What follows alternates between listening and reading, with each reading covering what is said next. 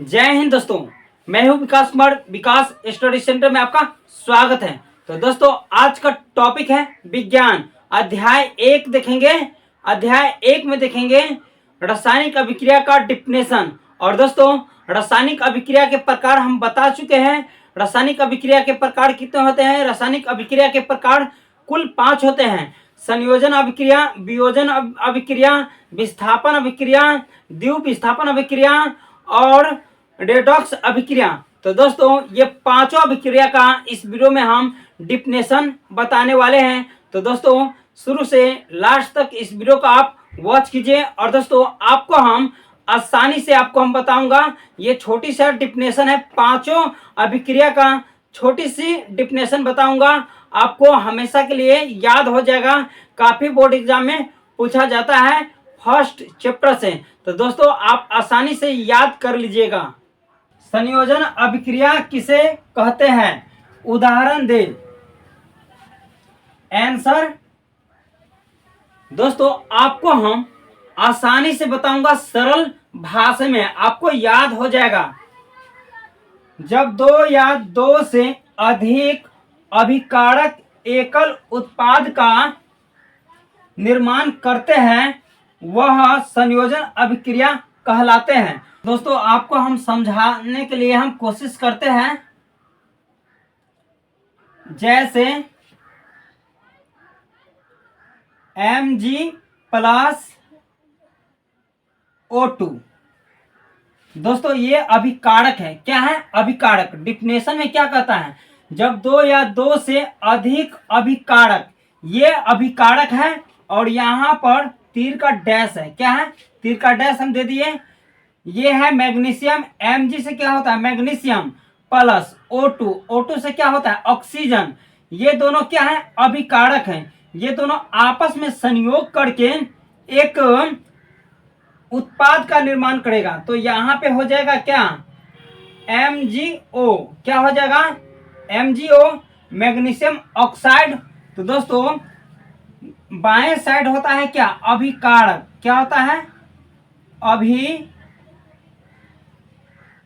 क्या होता है? अभिकारक। और दाएं साइड होता है क्या? उत्पाद। क्या होता है?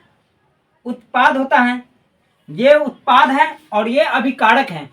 दोस्तों यहाँ पे डिफिनेशन में क्या कह रहा है? जब दो या दो से अधिक अभिकारक, ये तो अभिकारक है, क्या कहता है? एकल उत्पाद का निर्माण करते हैं वह संयोजन अभिक्रिया कहलाते हैं। तो ये दोनों क्या हैं? अभिकारक हैं। और ये अभिकारक आपस में मिलकर संयोग करके एक उत्पाद का निर्माण किया। तो यहाँ पे एक ही है। और दोस्तों एक बात और आपको हम बता देता हूं, संतुलित समीकरण बोर्ड एग्जाम में काफी बार बार पूछा जाता है। तो बच्चा कंफ्यूज होता है, बना नहीं पाता है। तो आपको हम संतुलित करके भी हम आपको बता देता हूं। तो यहाँ पे मैग्नीशियम 1 है और यहाँ पे ऑक्सीजन 2 है। और यहाँ मैग्नीशियम 1 है और यहाँ पे ऑक्सीजन 1 है। तो दोस्तों इसे हम संतुलित करने के लिए, संतुलित का मतलब होता है दोस्तों क्या? दोनों तरफ समान रहना चाहिए संख्या, तभी तो ये दोनों बराबर हो जाएगा। दोनों तरफ आपस में संख्या समान रहेगा तभी हम संतुलित समीकरण इसको हम कहेंगे। तो यहाँ पे हम संतुलित करने के लिए यहाँ पे हम 2 लिख देंगे, ये 2 है। और यहाँ पर भी हम क्या लिख देंगे? 2। तो ये मेरा संतुलित हो गया। आपको हम समझा देता हूं एक बार और। मैग्नीशियम 2 हो गया प्लस ऑक्सीजन 2 है। और यहाँ पर भी क्या है? मैग्नीशियम 2 है और दोस्तों यहाँ पे ऑक्सीजन है। तो 2 से ऑक्सीजन में मल्टीप्लाई होगा तो क्या होगा? 2 ऑक्सीजन प्राप्त हो जाएगा। तो इधर भी सेम हो गया और इधर भी सेम हो गया। तो दोस्तों आप इसे स्क्रीनशॉट ले लीजिए। दोस्तों अब हम बताऊंगा क्या? वियोजन अभिक्रिया किसे कहते हैं? दोस्तों वियोजन अभिक्रिया का अपघटन अभिक्रिया भी कहा जाता है। और दोस्तों साइंस है ना, साइंस कभी भी रटना नहीं होता है, समझना होता है। आप समझ गए तो आपको ऑटोमेटिक, आपको कंफर्म, आपको याद हो जाएगा डिफिनेशन। कोई भी डिफिनेशन साइंस में है ना, आपको समझना होगा, रटना नहीं होता है दोस्तों, समझना होता है। तो दोस्तों आपको हम वियोजन अभिक्रिया का डिफिनेशन छोटी सी है, आपको हम समझाने के लिए हम प्रयास करते हैं। तो यहाँ पर हम आपको समझाने के लिए हम प्रयास करता हूं।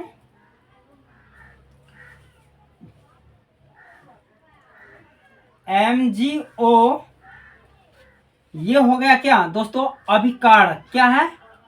अभिकारक। आपको हमेशा याद करना होगा, बाएं तरफ क्या होता है, अभिकारक होता है।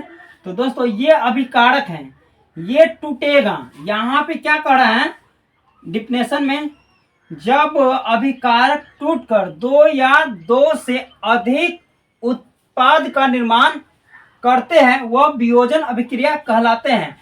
तो दोस्तों यहाँ पे आपको हम समझाने के लिए प्रयास करता हूँ। यहाँ पे MgO है और ये तीर का डैश ले लिए है, और यहाँ पे Mg प्लस O2। दोस्तों ये अभिकारक है, ये अभिकारक टूटकर दो या दो से अधिक उत्पाद का यहाँ पे निर्माण करता है।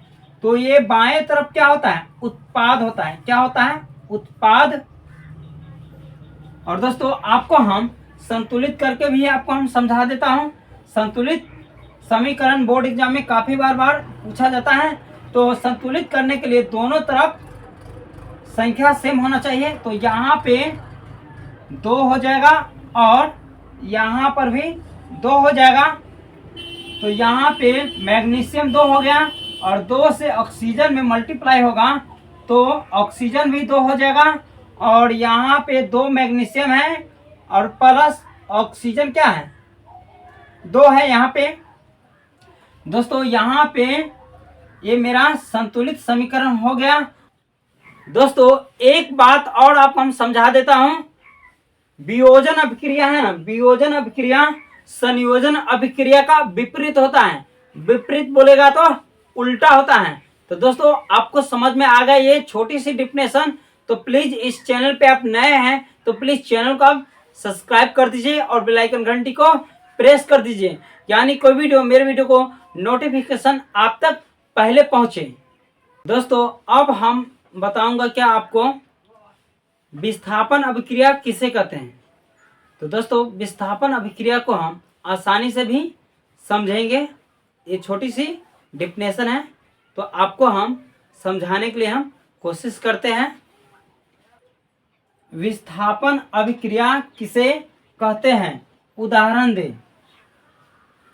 आंसर में देखेंगे, आंसर में इस अभिक्रिया में दूसरे अभिकारक को आसानी से हटा दिया जाता है, उसे हम विस्थापन अभिक्रिया कहते हैं।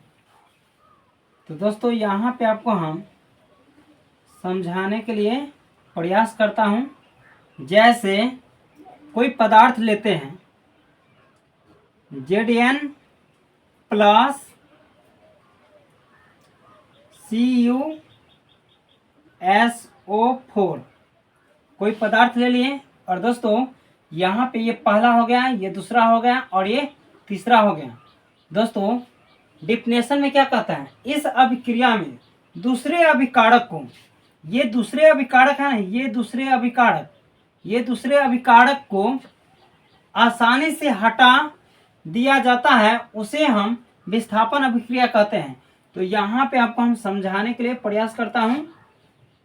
तो ये दूसरा है, तो ये पहला है ना, ये पहला SO4 के स्थान पे यहाँ पे जगह अपना बना लेगा। तो यहाँ पर लिखेंगे क्या, ZnSO4 प्लस Cu। दोस्तों ये Zn है, Zn का मतलब होता है जिंक, ये Cu है, Cu का मतलब होता है कॉपर, और SO4 का मतलब क्या होता है, सल्फेट, कॉपर सल्फेट हो गया। तो दोस्तों ये कॉपर को हटाकर जिंक है ना खुद के यहाँ पे SO4 के साथ अपना रिलेशन बना लिया और Cu को हटा दिया। तो यही ये छोटी सी डिफिनेशन है, आप इसे अच्छे से समझ गए तो दोस्तों आपको हम संतुलित करके भी आपको हम समझा देता हूँ। बोर्ड एग्जाम में काफ़ी बार संतुलित समीकरण पूछा जाता है, तो आपको हम समझाने के लिए प्रयास करता हूँ। तो ये है ना, ये खुद के अपने आप में संतुलित है, तो आप इसे स्क्रीनशॉट ले लीजिए। तो दोस्तों द्वितीय विस्थापन अभिक्रिया को भी हम आपको आसानी से समझाने के लिए प्रयास करता हूँ। इस प्रकार हम लिखे हुए हैं, द्वितीय विस्थापन अभिक्रिया किसे कहते हैं, उदाहरण दे।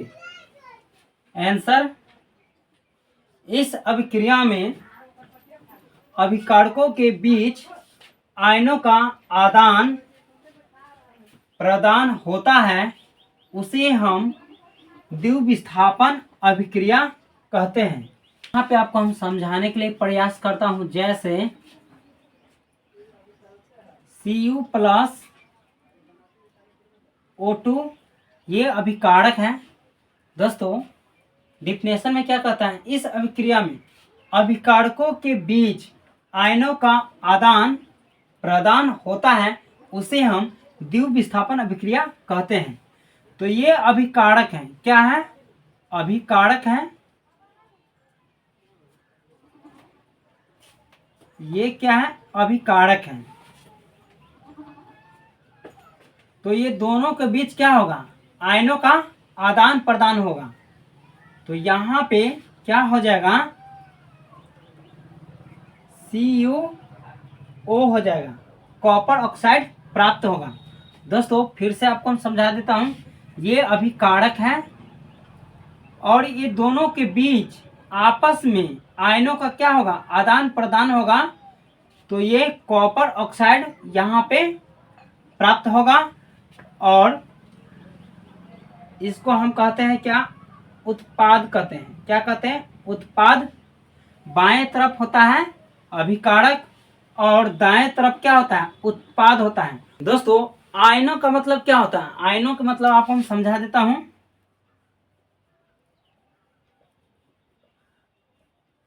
आयनों का मतलब हुआ क्या, कोई पदार्थ हम लेते हैं, आयनों का मतलब होता है दोस्तों, एक पॉजिटिव होता है और एक निगेटिव होता है।